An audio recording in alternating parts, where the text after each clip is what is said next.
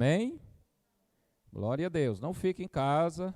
Já ficamos em casa 150 dias. Vamos adorar a Deus. Tito 2, verso 11. Até o versículo 14. Tito, encontraram? 11, 12, 13 e 14. Louvado seja Deus. Se vocês encontrarem, eu não. Encontrei. Porque a graça de Deus se há manifestado, trazendo salvação a todos os homens, ensinando-nos que, renunciando à impiedade e às concupiscências mundanas, vivamos nesse presente século sóbria, justa e piamente, aguardando a bem-aventurada esperança e o aparecimento da glória do grande Deus e nosso Salvador Jesus Cristo. Só até o 13 eu vou repetir, 11, 12 e 13. Porque a graça de Deus se há manifestado, trazendo salvação a todos os homens, ensinando-nos que, renunciando à impiedade e às concupiscências mundanas, ou às paixões mundanas, vivamos nesse presente século sóbria, justa e piamente, aguardando a bem-aventurada esperança e o aparecimento da glória do grande Deus e nosso Salvador, Jesus Cristo. Amém? O tema da mensagem hoje é o grito da graça de Deus. O grito da graça de Deus. Para você entender, a graça de Deus grita com a igreja, grita conosco. Amém? Um grito de alerta, de despertamento. Deus me deu essa palavra ainda na cama, às 5 da manhã, quando eu fui orar ao Senhor, pelos irmãos, pela igreja, pela família. Quando eu dobrei o joelho, ainda na cama, de joelho em cima da cama, nem desci. Deus falou forte ao meu coração sobre a graça grita conosco, aleluia. Louvado seja o nome do Senhor. O texto começa dizendo, porque a graça de Deus se manifestou, trazendo salvação a todos os homens. Isso não quer dizer a teoria do universalismo, ou toda pessoa será salva independente da sua condição. Essa crença não é bíblica. A crença do universalismo, ou seja, todas as pessoas serão salvas, porque Jesus se manifestou para salvar a todos. Então, todos, independente da sua condição espiritual, será salvo. Não, isso não é bíblico, é antibíblico, é doutrina de demônio. O que a Bíblia diz é que a graça se manifestou, a graça de Deus, o favor de Deus, se manifestou trazendo salvação para todos. Mas nem todos querem a salvação. Nem todos querem. Aqueles que aceitam a graça, aceitam a salvação, o favor de Deus, o direito à vida eterna, que aceita esse presente de Deus, então será salvo. Porque Evangelho de João, capítulo 1, versículo 12, a Bíblia diz que Jesus veio para os seus, mas os seus não o receberam. Mas a todos quantos o receberam, deu-lhes o direito, ou deu-lhes o poder, a capacidade de se tornarem filhos de Deus. Então, para entender, a salvação, a graça se manifestou, trazendo a salvação a todos.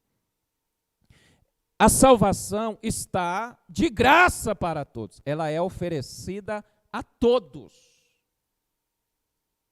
Amém?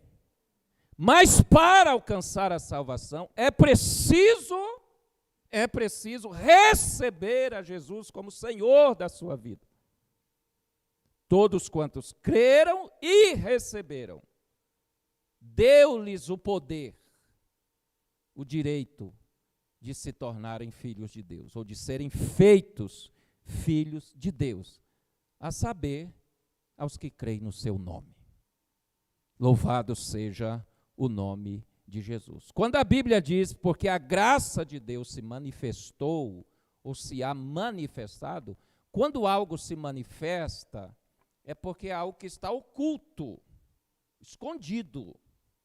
Algo que raiou, algo que brilhou, algo que veio à luz, algo que rompeu as trevas, e essa luz brilhou, apareceu, ou gritou, dizendo: estou aqui, vim para salvar, vim para levá-los para o céu. A graça de Deus veio gritando, aleluia. Ela se manifesta gritando para nós. Olha o que diz Lucas 1, versos 68 até o 79, eu quero ler com os irmãos. Esse é o cântico de Zacarias. Olha o que Zacarias canta, declara. Lucas capítulo 1, verso 68 até o 79.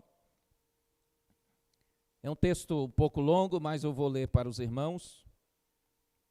Amém? Se tiver dificuldade de encontrar, atenta para a palavra. Bendito o Senhor Deus de Israel, porque visitou e remiu o seu povo, e nos levantou uma salvação poderosa na casa de Davi, seu servo. Como falou pela boca dos seus santos profetas desde o princípio do mundo, para nos livrar dos nossos inimigos e da mão de todos os que nos odeiam, para manifestar misericórdia a nossos pais e lembrar-se da sua santa aliança e do juramento que jurou a Abraão, nosso pai, de conceder-nos que, libertados da mão de nossos inimigos, os serviríamos sem temor, em santidade e justiça perante ele, todos os dias da nossa vida. E tu, ó menino, serás chamado profeta do Altíssimo, porque hás de ir ante a face do Senhor, a preparar os seus caminhos, para dar ao seu povo conhecimento da salvação na remissão dos seus pecados, pelas entranhas da misericórdia do nosso Deus, com que o Oriente do Alto nos visitou. Agora preste atenção ainda mais no verso 79. Para iluminar aos que estão assentados em trevas e na sombra da morte, a fim de dirigir os nossos pés pelo caminho da paz. Para iluminar aos que estão assentados em trevas e na sombra da morte, a fim de dirigir os nossos pés pelo caminho da paz. Isso aqui é o cântico do profeta Zacarias, o pai de João Batista. Quando é anunciado a Isabel o nascimento de João Batista, o precursor de Jesus, e o próprio pai grita e canta dizendo: este preparará o caminho para o Senhor, para aquele que virá remir o seu povo, aleluia, libertar do cativeiro o seu povo, louvado seja o nome do Senhor. E ele, Jesus, vem para iluminar os que estão assentados nas trevas. Então, quando a graça se manifestou, é uma luz que brota em meio à escuridão. Louvado seja o nome de Jesus. E o nome dessa luz é Jesus. Jesus de Nazaré. Essa luz raiou, essa luz brilhou em meio às trevas e nos libertou da mão dos nossos inimigos. Amém? A graça de Deus se há manifestado trazendo salvação a todos os homens. Até aí deu para entender. Agora, ela vem gritando o seguinte, ensinando-nos. A graça de Deus nos traz ensinamentos. Nós precisamos aprender o que é que a graça requer de nós. O que é que Jesus requer de nós para a salvação. A graça manifestou, nos trouxe o direito da vida eterna, mas ela grita em forma de ensino, de instrução, de orientação. A graça se há manifestado, trazendo salvação a todos os homens, anunciando ou ensinando-nos. A primeira coisa que nós precisamos ter, o nosso comportamento diante do favor de Deus para nós, é receber o que Ele tem para nos ensinar. Ele deu o privilégio da vida eterna. Agora nós precisamos aprender, ouvi-lo, entender o que é que Ele requer de nós. Mateus 11, 29. Tomai sobre vós o meu jugo e aprendei de mim. Tome sobre vocês o meu jugo e aprendam de mim. A graça se manifesta para nos ensinar o direito, o privilégio, como ser salvo.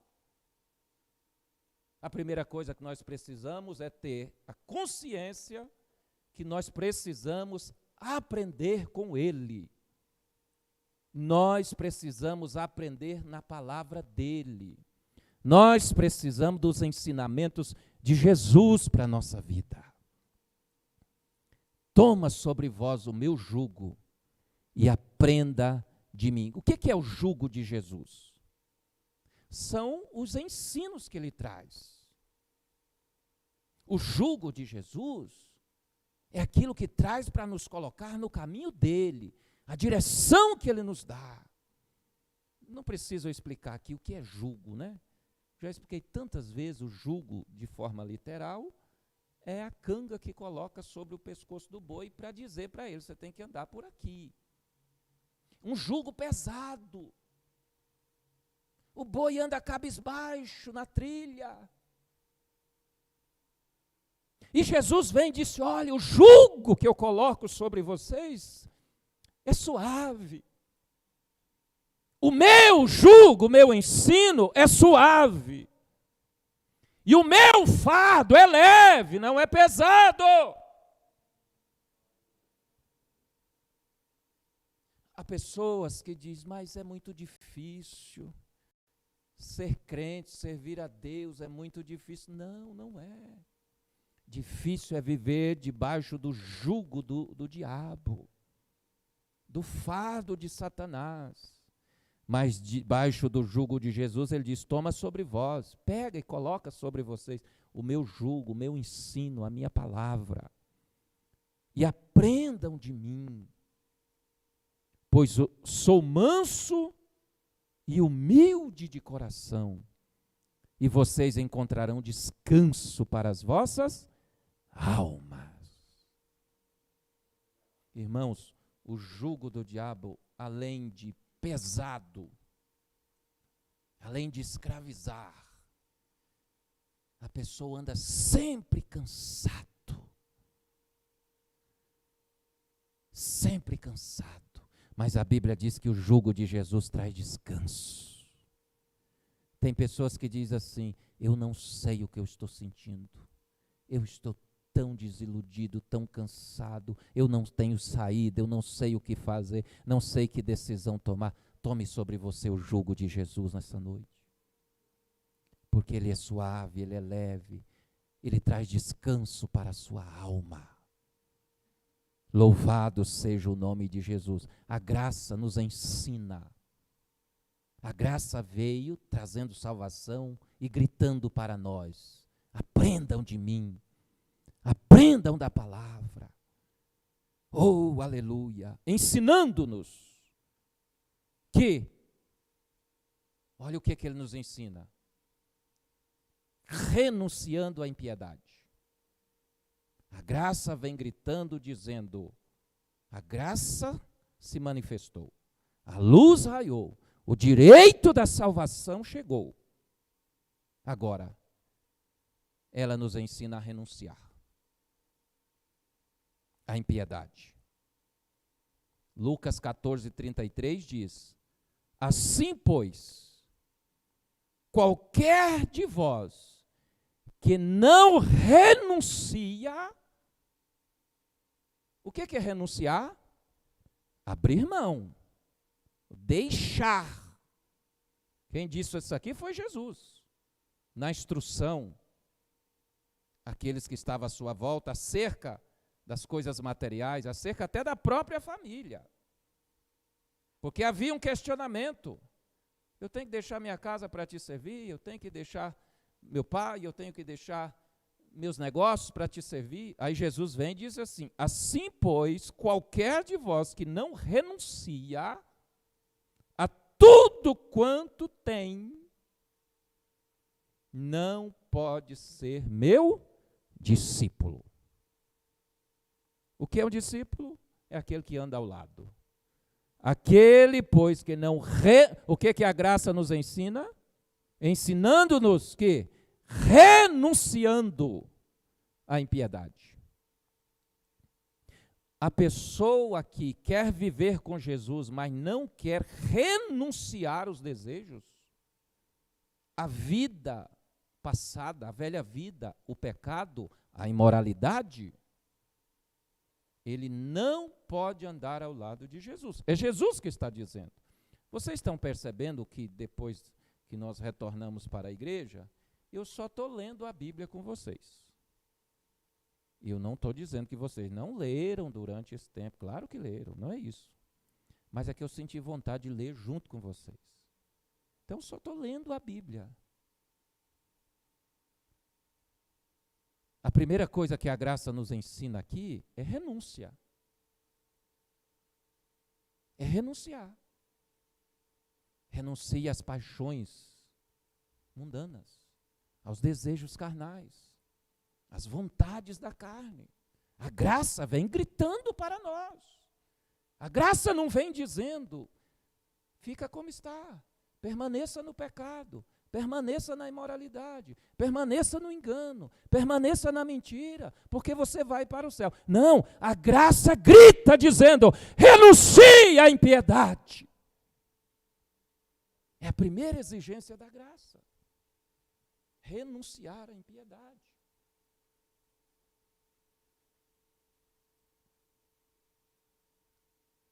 Renuncie à impiedade e às paixões mundanas.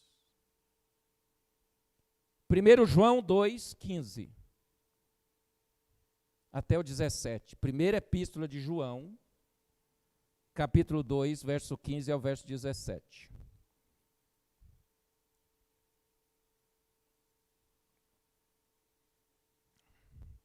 Estou no Fantástico, Bianca? Estou? Aleluia. Amém? Glória a Deus. 1 de João 2, 15 e 17. A segunda exigência da graça: renuncie às paixões mundanas. Está no texto de Tito 2 e 11. A graça de Deus se é manifestado, trazendo salvação a todos os homens, ensinando-nos que, renunciando à impiedade e às paixões mundanas.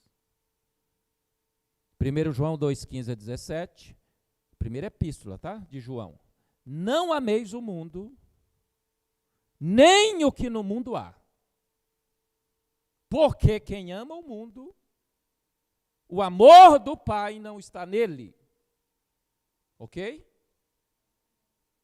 Não ameis o mundo, nem o que no mundo há. Ó, eu não devo, se eu quero salvação, comunhão com Cristo, se eu quero tratar a graça de Deus com o valor que ela tem, porque a Bíblia diz que pode ser que eu receba a graça de Deus em vão, pode ser que a graça seja recebida em vão, ou seja, ela me foi dada, me foi franqueada, me foi oferecida, mas foi oferecida em vão, porque eu não valorizei a graça, eu não dei valor nela, e por isso eu perdi o direito da salvação.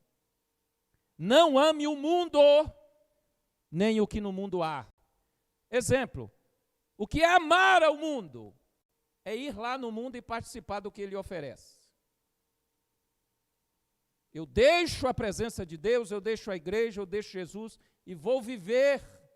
Eu vou dar lugar às paixões mundanas, aos desejos mundanos, ou à cultura do mundo, ao sistema do mundo. Não, pastor, mas eu não vou lá. Tá, mas o mundo vem para mim. Então, não ama o mundo, ou seja, não viva lá no mundo, e nem o que há no mundo. Pode ser que a pessoa não vá lá, mas ele deixa o mundo vir para a casa dele. Ele não vai, mas ele amando as coisas deste mundo, ele traz para a vida dele, para a casa dele. Então, a Bíblia diz que a graça vem gritando: renuncia à impiedade, o desejo ímpio, renuncia à paixão mundana e à impiedade. Não ame o mundo, nem o que no mundo há. Se alguém ama o mundo, o amor do Pai não está nele. Porque tudo que há no mundo, a concupiscência da carne, a concupiscência dos olhos e a soberba da vida, não é do Pai, mas do mundo. E o mundo passa e as suas concupiscências. Mas aquele que faz a vontade de Deus permanece para sempre. Oh, glória a Deus. Glória a Jesus. Renuncia à impiedade e às paixões mundanas. Acho que eu não falei da impiedade, né? Eu vou ler um versículo para falar da impiedade. Isaías 55, verso 7. Para não falar que eu fiquei só no Novo Testamento, eu vou pegar um versículo do Velho. Ou do Antigo, ou da Primeira Aliança. Isaías 55, verso 7. Deixe o ímpio seu caminho. Talvez não vai dar tempo para você procurar tudo, porque por causa do tempo, mas atente para a palavra. Deixe o ímpio seu caminho e o homem maligno seus pensamentos, e se converta ao Senhor, que se compadecerá dele. Torne para o nosso Deus, porque grandioso é em perdoar. A graça grita: deixa a impiedade, deixa o ímpio o seu caminho, e o homem maligno os seus pensamentos. Talvez, irmão, a pessoa não tem um caminho mau. A pessoa não anda num caminho de impiedade, mas o pensamento está contaminado com coisas malignas e pecaminosas. Então, por isso diz: deixa o ímpio. O que é um ímpio? É uma pessoa que não foi santificado por Jesus, não deixou ser santificado por Jesus. Ímpio é não santo. Ímpio, não santo. Deixe o ímpio o seu caminho e o homem maligno os seus pensamentos, e se converta ao Senhor, que se compadecerá dele, retorne para o nosso Deus, porque grandioso é em perdoar. Irmão, não existe pecado que, colocado diante de Deus, não receba perdão do Senhor. Todo pecado tem perdão. A Bíblia diz que só não há perdão para a blasfêmia contra o Espírito Santo. Não é? Mas qualquer outro pecado, você pode apresentar diante de Deus e se converter, pedir perdão, e o Senhor é grandioso em perdoar. Não tem pecado maior do que Deus. Não tem mal maior do que o nosso Deus. O poder perdoador de Jesus é maior do que qualquer pecado. Louvado seja o nome do Senhor. Amém? Outro grito da graça. Sempre eu vou repetir o texto, tá? Para você não se perder. Porque a graça de Deus se manifestou trazendo salvação a todos os homens. Anunciando o quê?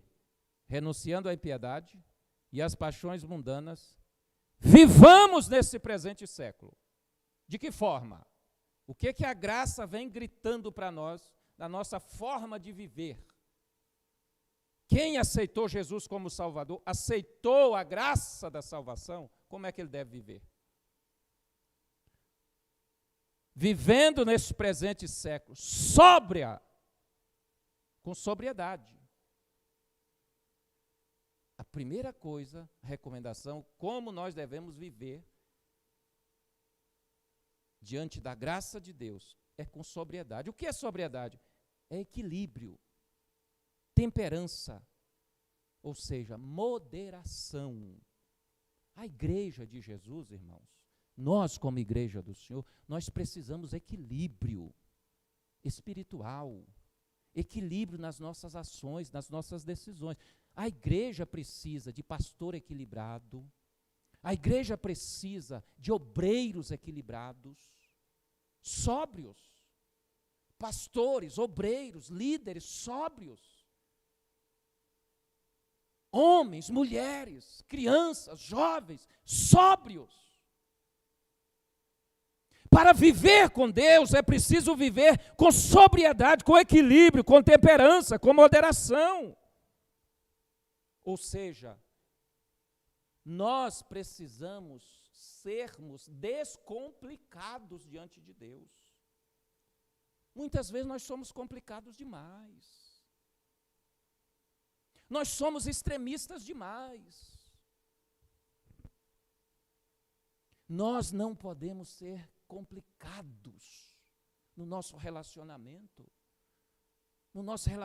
com Deus, na nossa vida espiritual. Nós devemos ter equilíbrio diante de Deus e diante das pessoas. Amém? Viver com sobriedade. Quando uma pessoa bêbada, embriagada, é uma pessoa não sóbria, que não tem equilíbrio. Não é? Uma pessoa embriagada é exagerada, ele não tem equilíbrio, nem físico, nem intelectual. Ele não consegue se manter de pé. Ele anda cambaleante.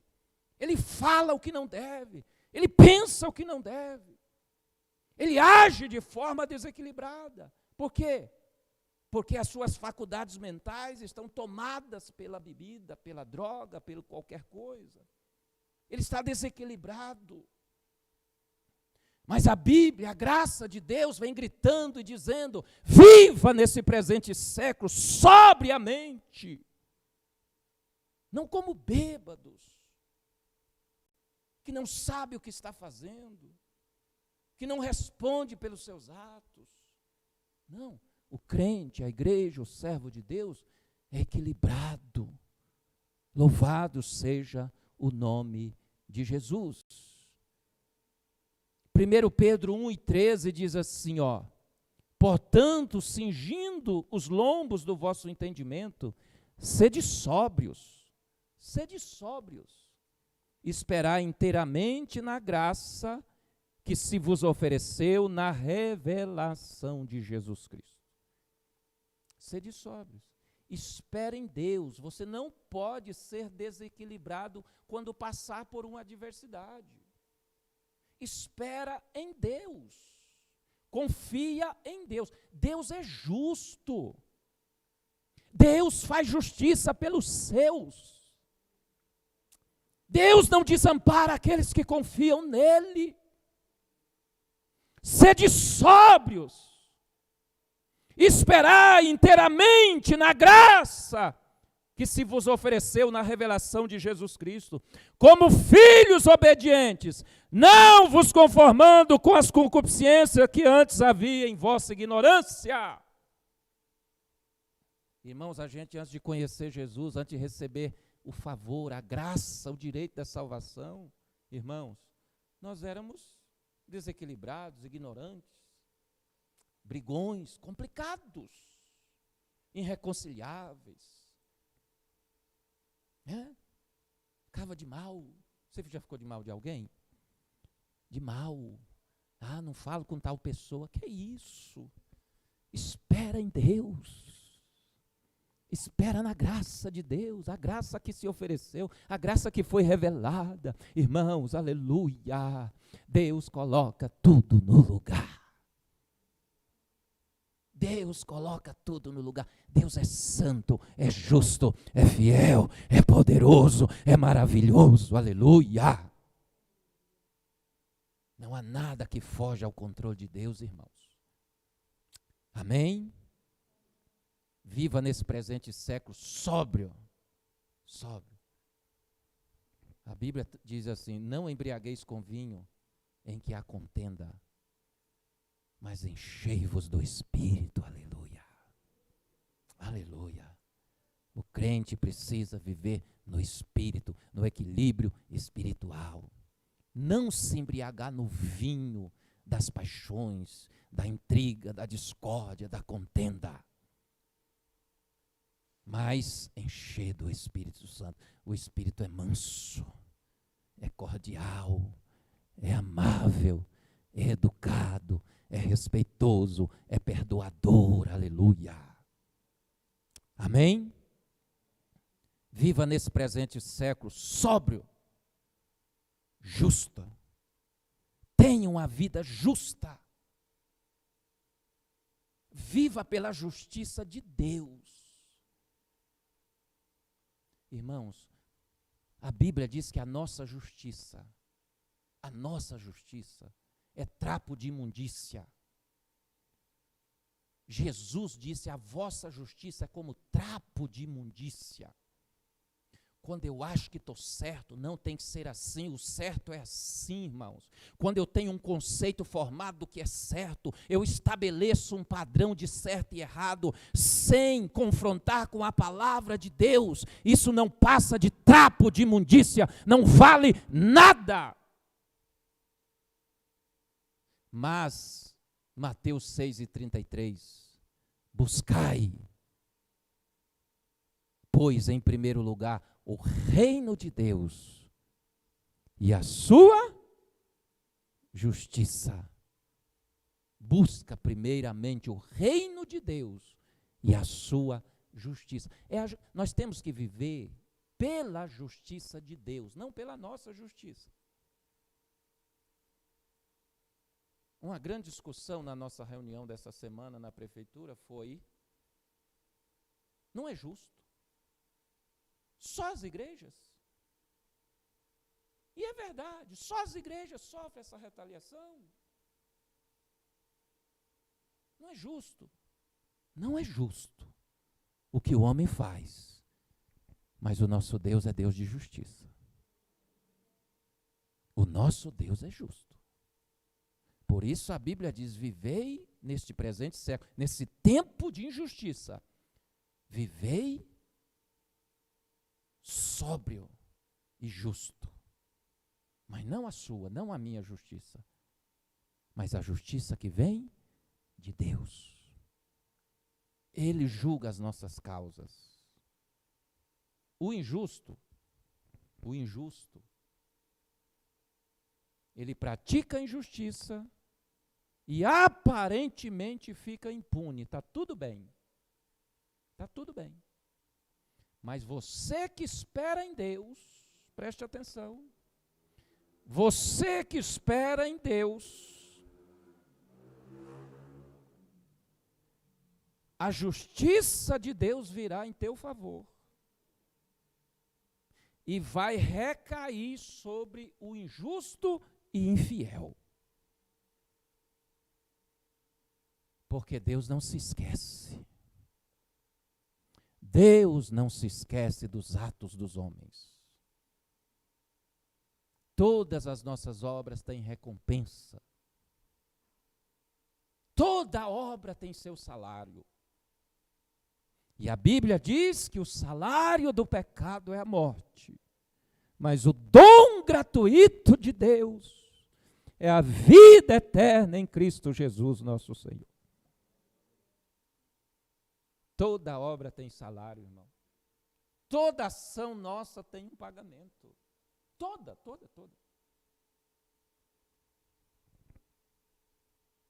Aleluia.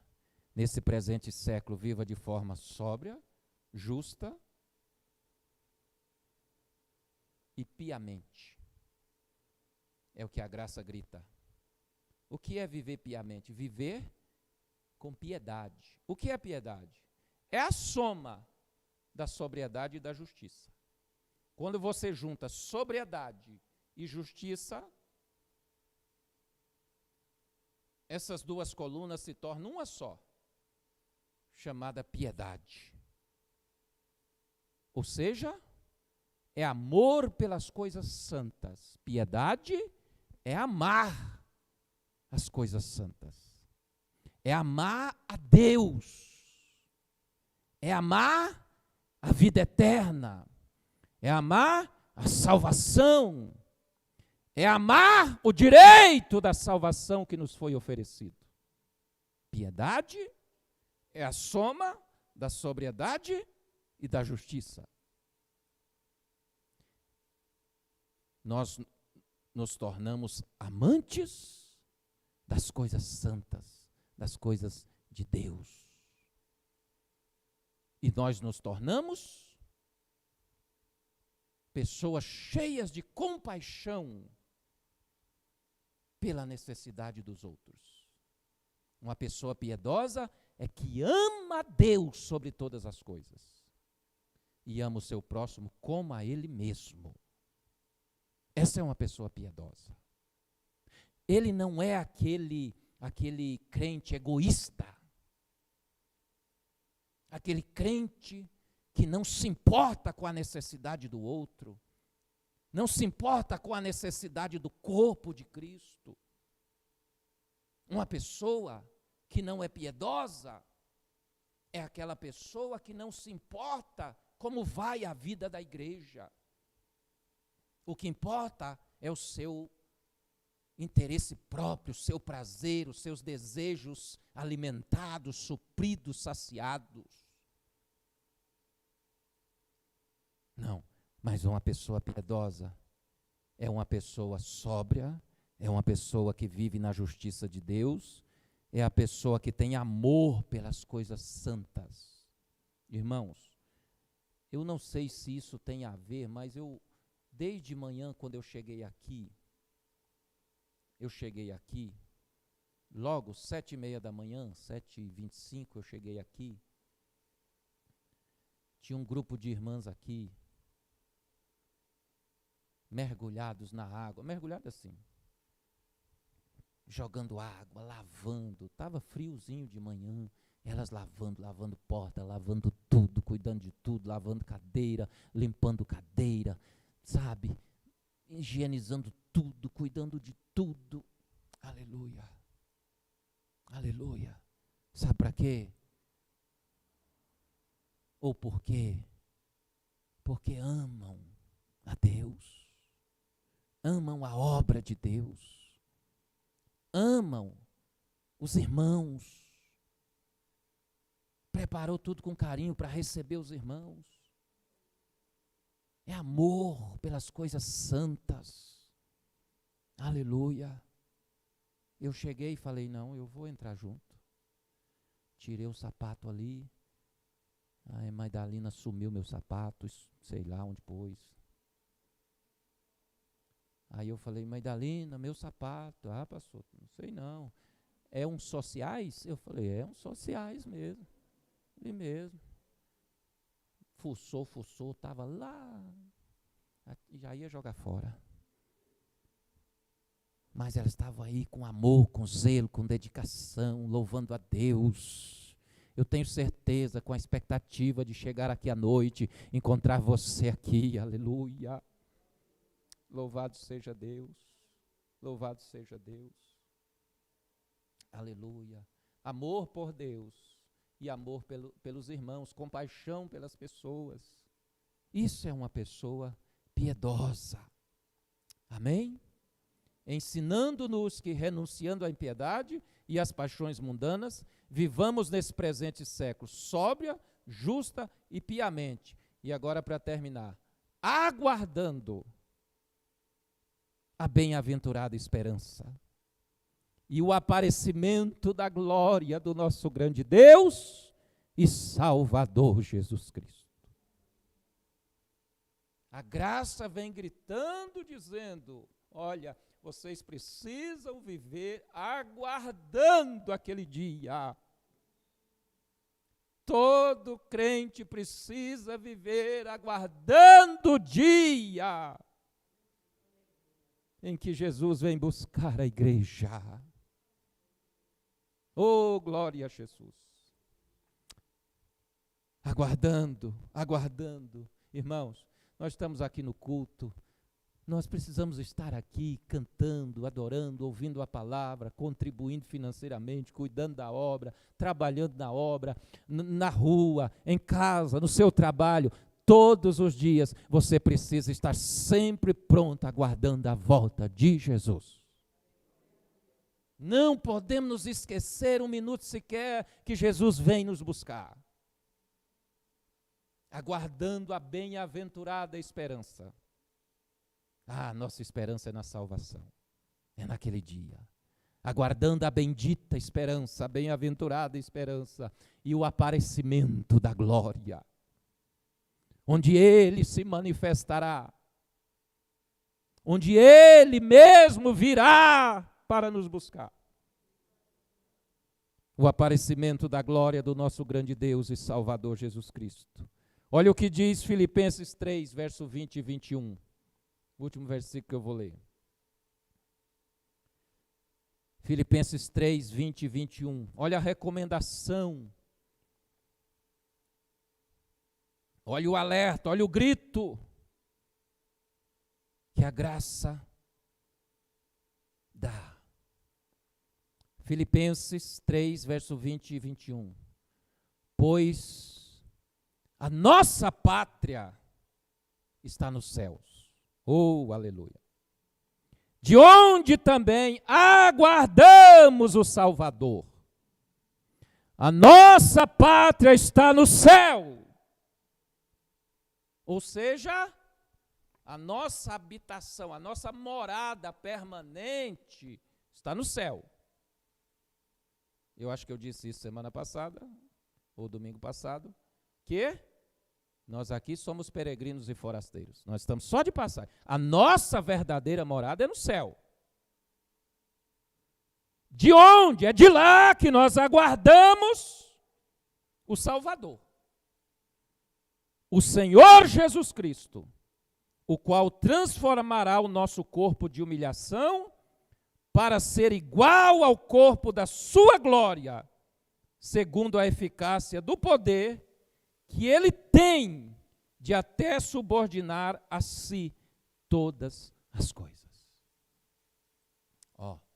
Não prenda o seu coração nas coisas dessa terra. Não perca a sua salvação por nada dessa terra. A nossa pátria está lá no céu. Nós vamos mudar para lá em breve. Nós vamos mudar para a nossa morada eterna em breve. Oh, que dia lindo será. A nossa morada adornada, preparada para receber os salvos. A graça está gritando: viva de maneira sóbria. Não seja desequilibrado, não. Viva de maneira sóbria, de maneira justa. Viva a justiça de Deus. Viva piamente, em piedade, amando as coisas santas e tendo compaixão das pessoas. E por último, o último grito, dizendo: aguarda, aguarda, espera, esteja preparado para a bem-aventurada esperança e o aparecimento da glória do grande Deus e Salvador Jesus Cristo. Esteja pronto para ouvir o chamado. Aleluia.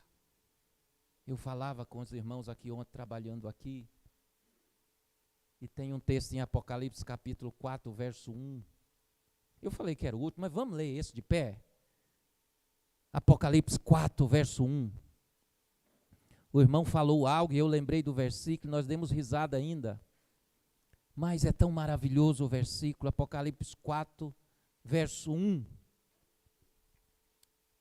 Depois destas coisas, olhei, e eis que estava uma porta aberta no céu. Olha que coisa linda! João olha e vê uma porta aberta no céu. Porta aberta é para quê? Para entrar, não é? Hã? Olhei e eis que estava uma porta aberta no céu, e a primeira voz, como de trombeta, ouvira falar comigo. Disse: sobe aqui, sobe aqui, e mostrar-te-ei as coisas que depois destas devem acontecer. Sobe aqui, João. Sobe aqui, igreja. Sobe aqui. O dia que a porta do céu se abrir e Jesus gritar, a graça gritando, dizendo: sobe aqui, igreja. Sobe aqui, pastor, sobe aqui, presbítero, sobe aqui, evangelista, sobe aqui, missionário, sobe aqui, irmã, sobe aqui, irmão, sobe aqui, criança, sobe aqui, jovem, sobe aqui, ministério de louvor, sobe aqui, igreja de Jesus, aleluia!